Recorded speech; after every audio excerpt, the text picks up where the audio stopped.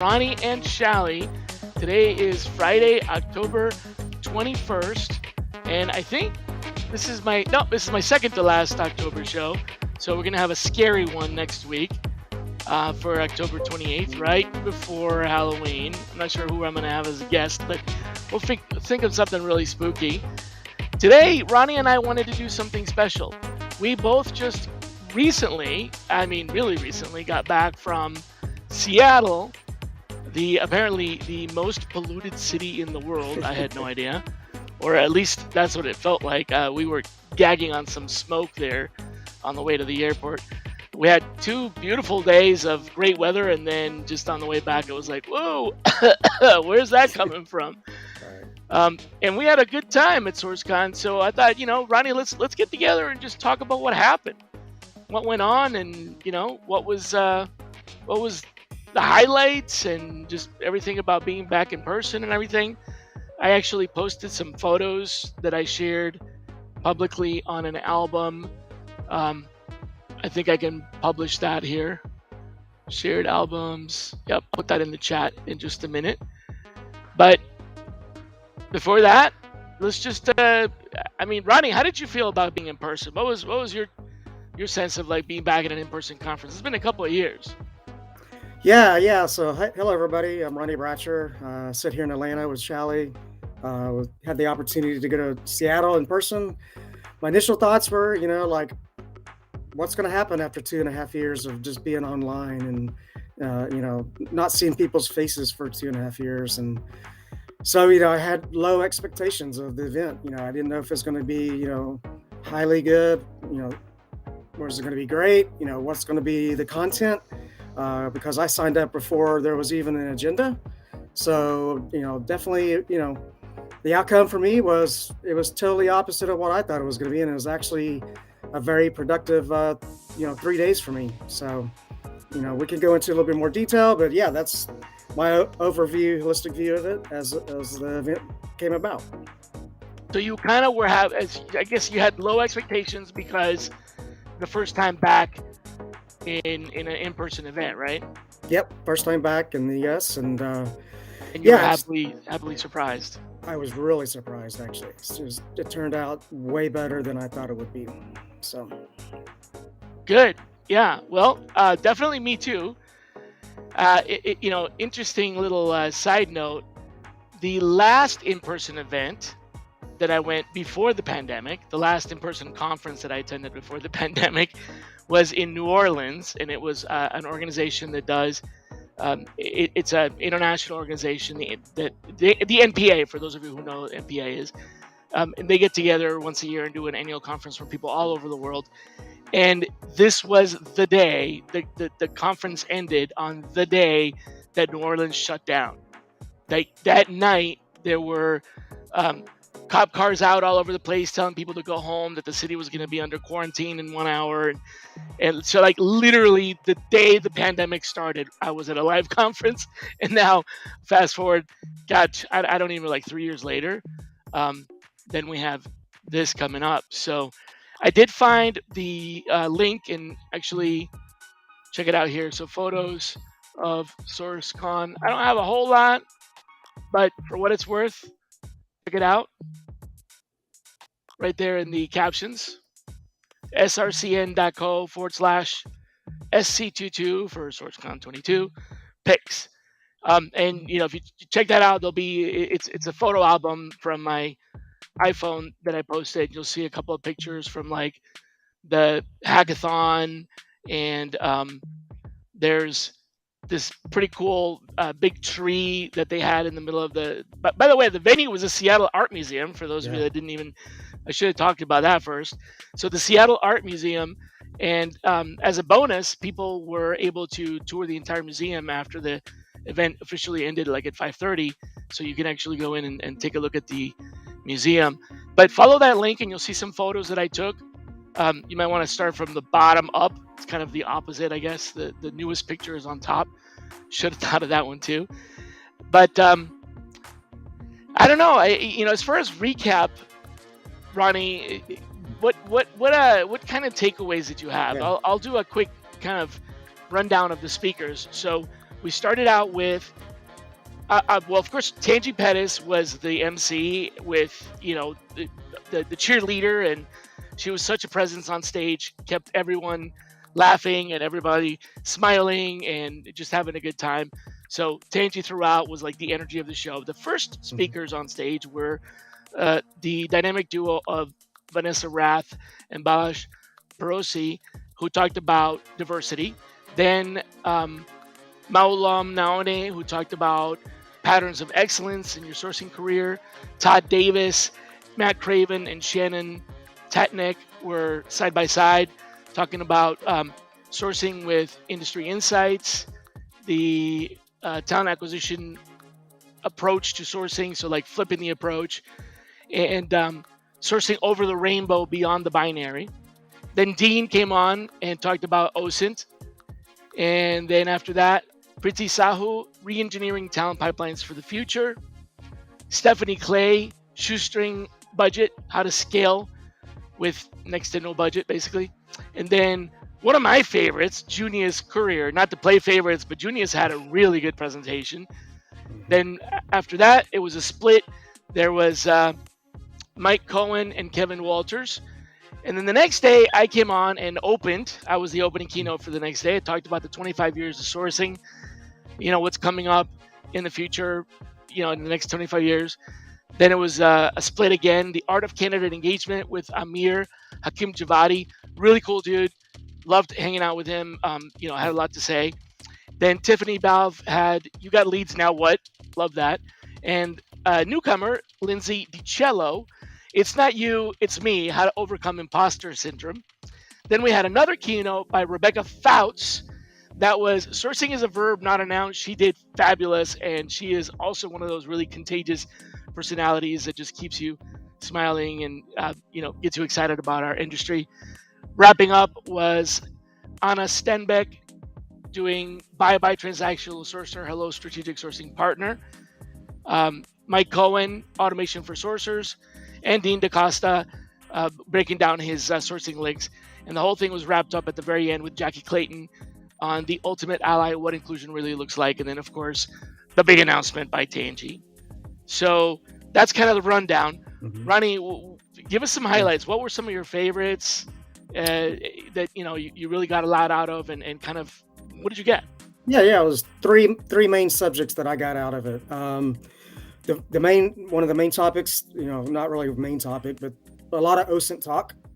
The second highlight for me was a lot about candidate engagement and contact and patterns, and I'll talk more about that in a second. And then thirdly was some creative stuff, and I think the biggest creative one that I had, the big takeaway, was with our friend Kevin Walters, and I would love to talk about that. But I want to go back to OSINT a little bit, and my big takeaway from OSINT was just one statement, and that was from Todd Davis, and basically he stated, and maybe not the audience will maybe not agree. I kind of agree as to Todd's statement of you shouldn't be saying you're an OSINT expert unless you've actually taken the entire course and got certified. It's okay to say I know some OSINT techniques, but coming out on stage just to say, or coming into an environment and say you're the expert in OSINT is not something that you should say you should be doing. I thought that was pretty powerful coming from him, just because I know he's an expert in that field. And I actually had some downtime with him one on one, and actually had answered a lot of questions for me on a personal basis. So, should I have a virtual box? Is that something that I should have in part of my sourcing toolkit? It's something I have not done and built yet, but it's something I want to do, and I think it'd be kind of fun to do some of that work.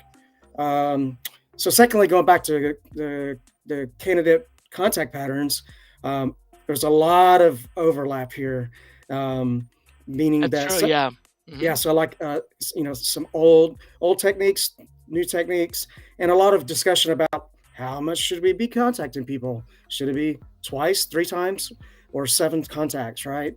So so the biggest highlight I got was out of your deck, Shally, was that because you've been talking about this for a very long time about the 7 points of contact, that we were talking about the future, and you're able to bring back some of that content with the newer technology stacks in social media, and how you can get that 7 points of contact versus just 3 emails. Hitting Twitter, hit their text. They're not probably going to pick up the phone nowadays. I mean, that was a big talk about that today. Everything's so social media driven that there's so many ways to reach out to people, hitting their GitHub or hitting their Facebook profile, their Instagram, their TikTok. That I thought that was a lot of challenging talks around that. I think that was really cool that was actually brought up, and is actually of interest for me because I do the true sourcing process, and this is something I want to bring back to my recruiting team that I'm currently contracting at. Yeah, I Thirdly, think yeah, omni-channel is really more like multi-channel, right? Not yeah, omni-channel, but multi-channel. Yeah. Sorry, go ahead. yeah. And then lastly, the coolest thing I saw Sourcecon that has never been talked about.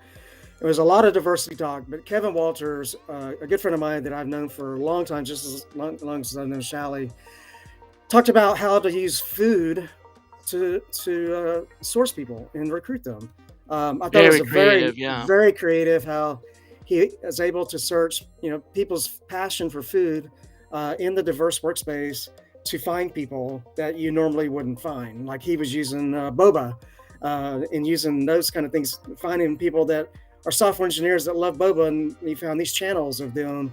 And I thought it was just super super super cool that he brought that in, and it's like my 5% role. That's something I want to try in my 5% role, just to find some more people that are talking more about food than their software engineering on maybe their LinkedIn profile. So I thought those are my key takeaways for the 3 days. Besides being able to see people's faces again and getting hugs and seeing all my friends and just getting to hang out, being a non-speaker was just even better.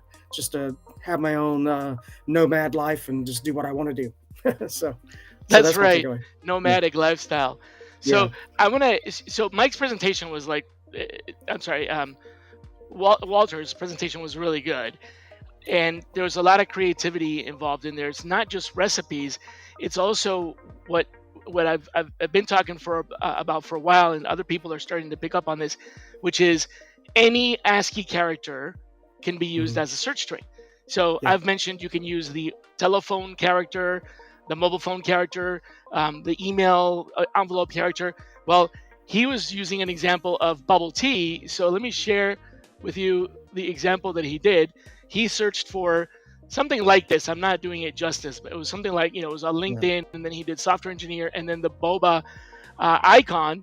And that was pulling up profiles of people that are diverse because, they're not all of them. I mean, I like boba, but apparently, this is kind of a cultural milk tea and boba kind of thing. And so it wasn't just that; it was also he talked about like for example, the rainbow icon hmm to find people from um, diverse backgrounds.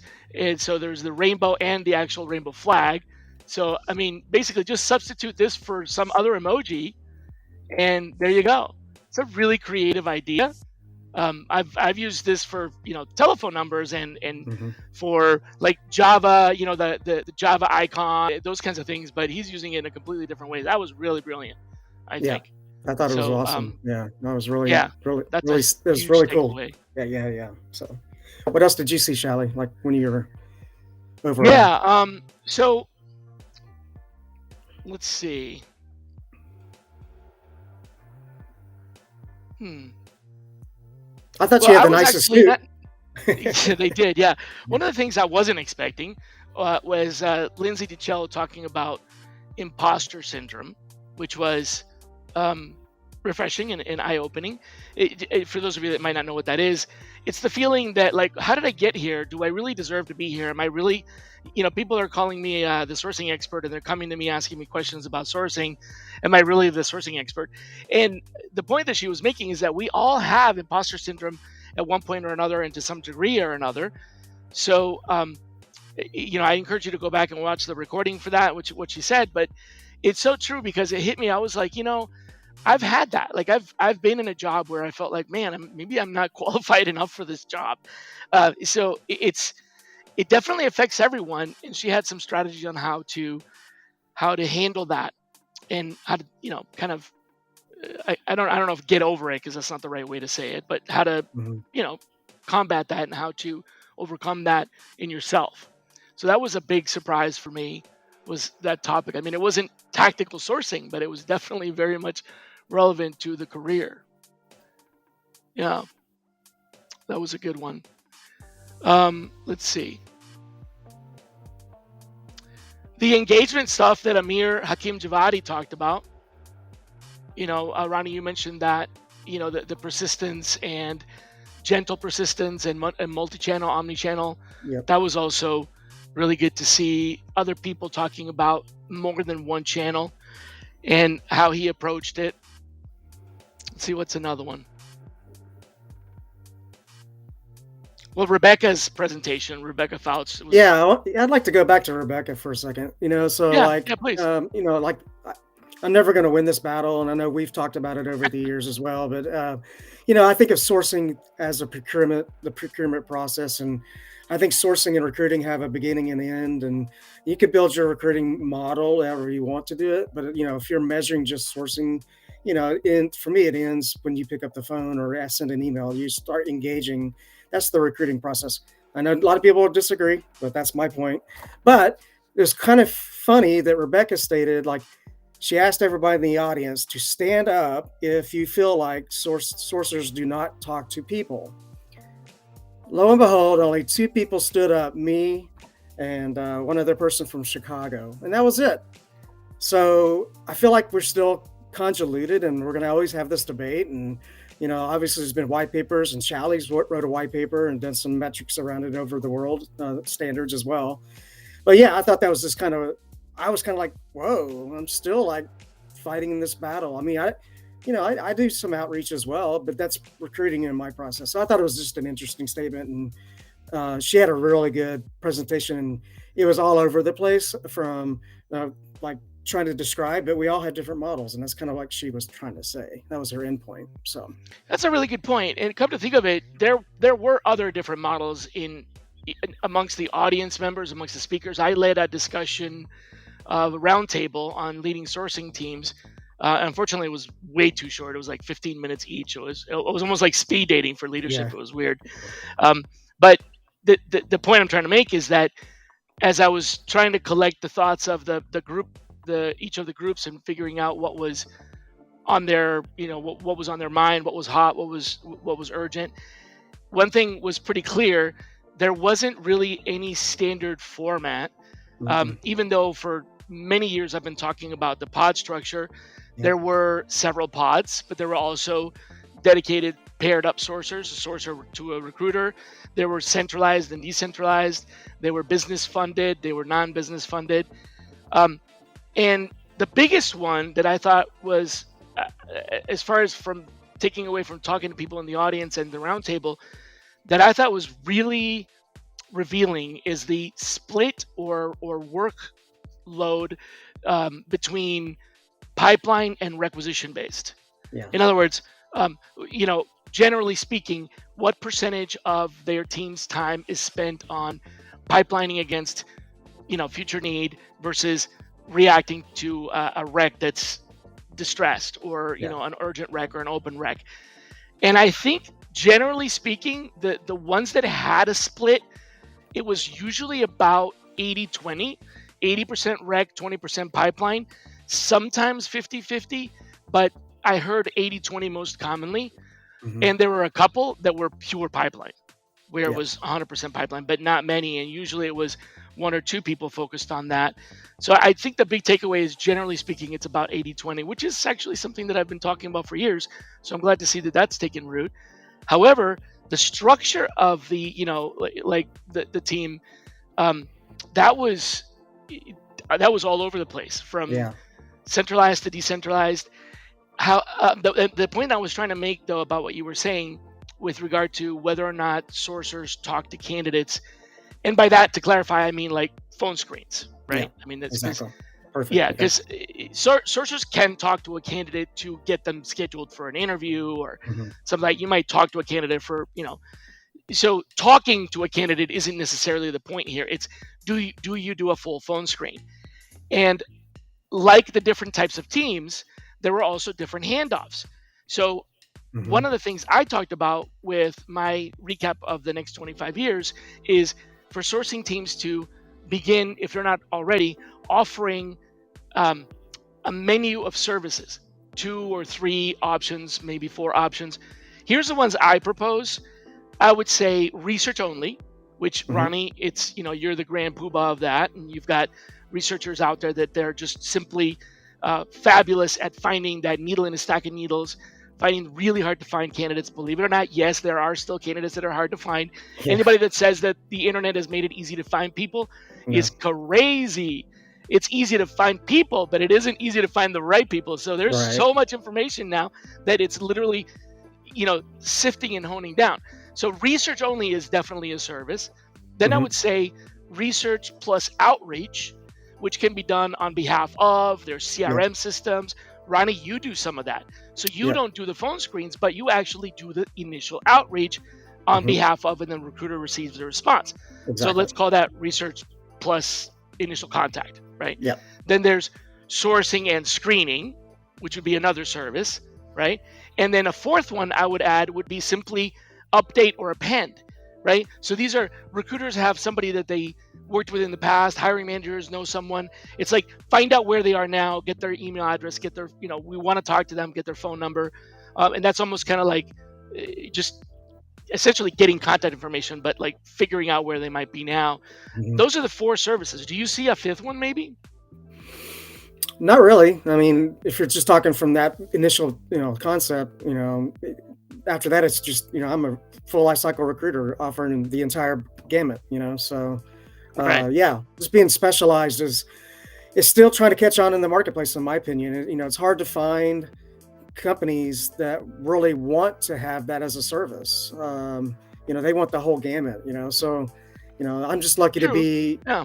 in the past 6 or 7 years. I've been on projects that are definitely, like you said, research and doing some initial outreach for on behalf of my recruiter because, obviously I've been a recruiter before. I understand the process and how hard it is. So I'm not throwing shit at the wall. Basically, I'm giving you quality people, and hopefully they're responding, Highly and we're targeted. moving Right. forward. Yeah, Yeah. highly, highly did. So yeah, Yeah. definitely. So that's a really good point. I think the menu of services, as I refer to it, it's if you lead a team, it's a mix of different things that you can offer. Your team as a whole can cover the entire gamut potentially, but I think it's more like meeting the needs of the organization. If you have a lot more demand than you have sourcing support, there's a lot more need for passive candidate research and outreach. You may want to offer some self-service, for example, creating bookmarked Hmm. spreadsheets, and custom search engines that you can kind of, so the recruiters can go in there and plug in a couple of keywords and get the results. This is like sourcing light, right? So self-service sourcing light, because you might not have enough resources to be able to dedicate. You might be able to do list building, right? Here's Yeah, 50 leads, go contact them, and that relieves some of the pressure. So you don't have to necessarily pigeonhole like the entire team is just doing research. yeah, You could do a little bit of this and a little bit of that, depending on the criticality and the need, and quite frankly, the workload, right? I mean, if you've got exactly. Mhm. one sourcer and they're fully engaged all out in 5 different searches, there's not a whole lot more they can do. So maybe they can spend 10 minutes building a search string for you, and you can go do that. So don't forget that there's also that type of support. I used to think of it as a pod structure Mhm. where you had channels Yeah. and um and essentially like types of recruiting. So some sourcers could specialize on internet, some on phone, some on Mhm. social media, Yep. or some can specialize, horizontally on like just simply research, and others can do the calling.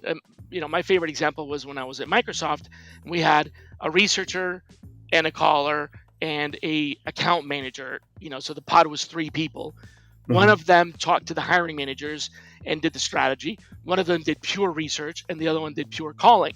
And together, the 3 of them worked as a pod. So that's a type of pod.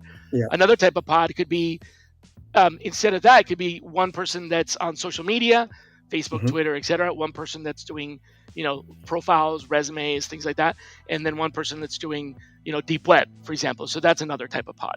Yeah, we've actually built that together at a Mhm. company. Yeah, and that worked out really well. You know, is I thought it was amazing that we're able to take these recruiters and turn them into sorcerers.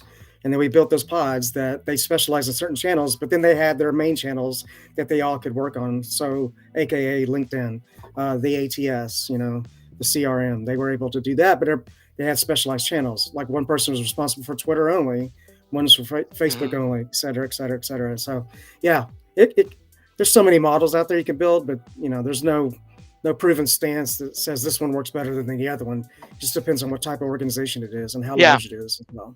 Yeah. I'd say number one, first step, identify the need, right? Survey if you're a new leader starting out, or if you are just, this is a new job, maybe you're an experienced leader.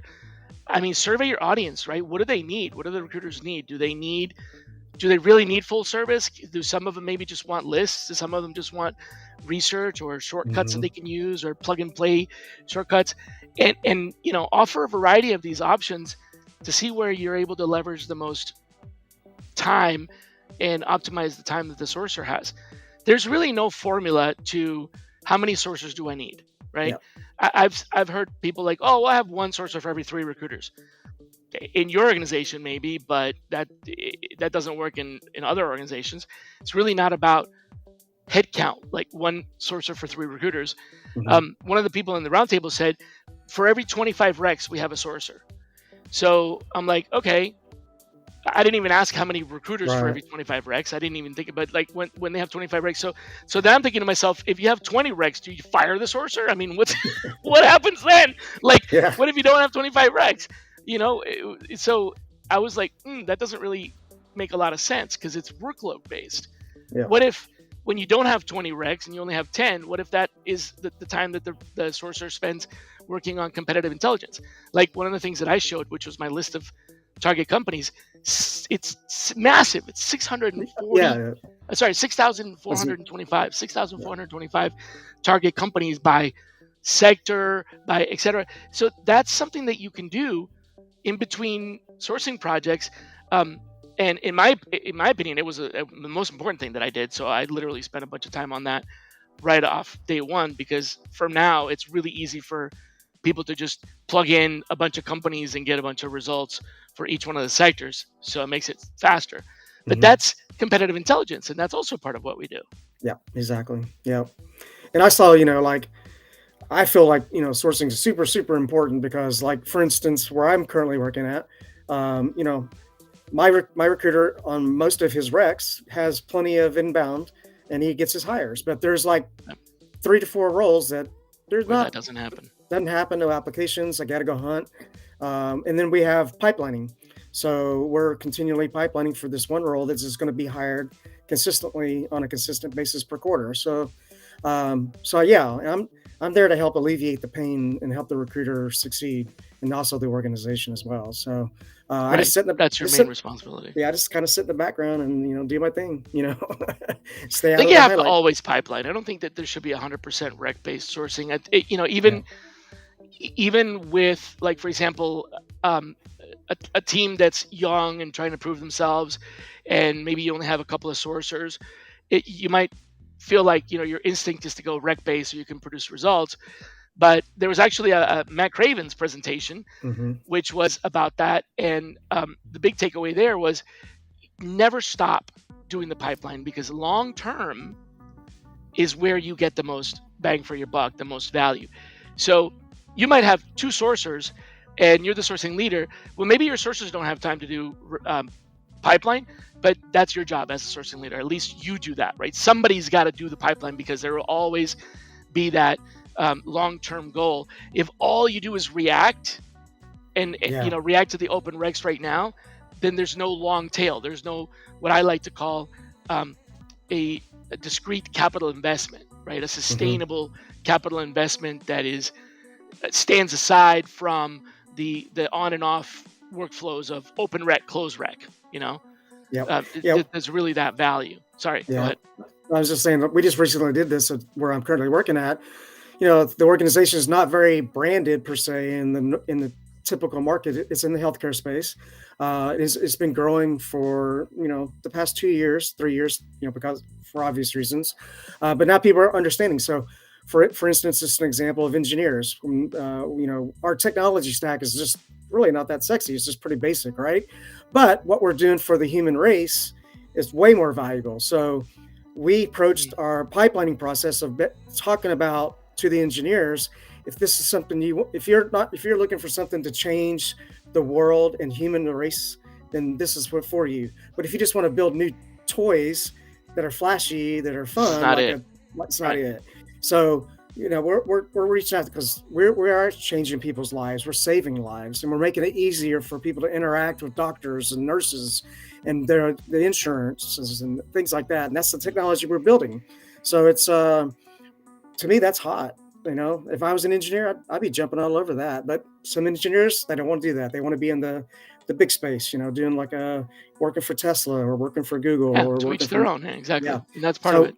so yeah, we actually had a better response rate doing that, like just saying, hey, this is what we do versus hey, we got a job right here, right? So now Hmm. we're having some reciprocal things because we just opened up our engineering again, and those people are coming back and say, yeah, I'm now available after 2 months of, yeah, I'm looking to transition now. So pipelining works. It takes strategic time for the recruiter and the sourcer to do that, but in the long term, it works. Just even to get the brand out, It even for is a long business. term. You have to stay the Yeah, course. Yeah, you really yeah. do. Question from the audience: how do you effectively approach recruiting leadership with these approaches of the menu?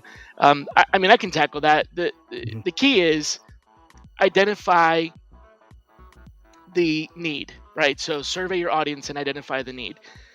As Ronnie said, that there's a couple of recruiters he works with that don't really need any sourcing because they fill their jobs with inbound applicants. Great. They might have occasionally a rec that they need support with, and then he's got some other team members that where their jobs are almost constantly in need of sourcing. So with the people that don't need as much sourcing, maybe you offer them a little bit more of a self-service. Here's a few ideas. Here's some templates. Here's some jumping off points. For them, you might want to offer them perhaps the research list, right? So you can go to the leadership and say that what you're doing is you're providing services as appropriate to the need. Because if you use up all of your cycle times working on a fully, source and screen and present candidate for the one-off rec, it might take you more time to ramp up, learn that rec, learn the business. And here's another thing: there's not a lot of return on investment because what if that's a one-off rec? Maybe that's why that recruiter's not getting a lot of applicants, and you just built a pipeline of nothing. I mean, you've got, perfect example.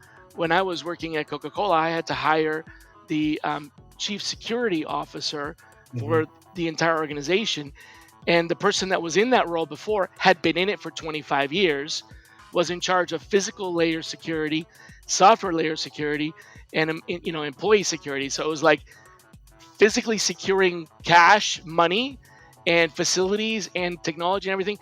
The guy was a retired FBI agent, and he was in the job for 25 years. I was never going to fill that job again, right? Even Yep. if I found somebody um, that was that had potential for other career mobility, the chances were really good that I was going to end up finding someone else with a similar background, former FBI, that kind of thing. So the runner ups and the silver medalists, they were never going to be of use to us in the future. So sometimes you really are wasting your time as a sourcer if you're doing too much of that other stuff because it's not Mhm. going to be a return on investment where you could be spending the same time on a rec that will produce candidates that you'll be able to use for other recs. So I'll Exactly. leave Yep. you with that. Yeah. Well, Ronnie, But I told you I was only going to keep you for 30 minutes. Know your time is really valuable, so I appreciate you coming by and hopping up on this Sourcecon recap. it was awesome. Um, Yep. yeah, thanks everybody for listening in. Don't forget to check out the photos. If you're interested in connecting with Ronnie, he's open to connections. So here's a way to get in touch with him. It's essentially LinkedIn Ronnie Bratcher, B R A Simple, T simple. C H E R L E E R. Sorry, B R Yep. A T C H E R. Um, and he's a great guy. Would love to help you with your searches. One of the great minds in our industry. Thank you very much for coming on the show, and we'll see you next Friday. Take care, everybody. Take care, everyone.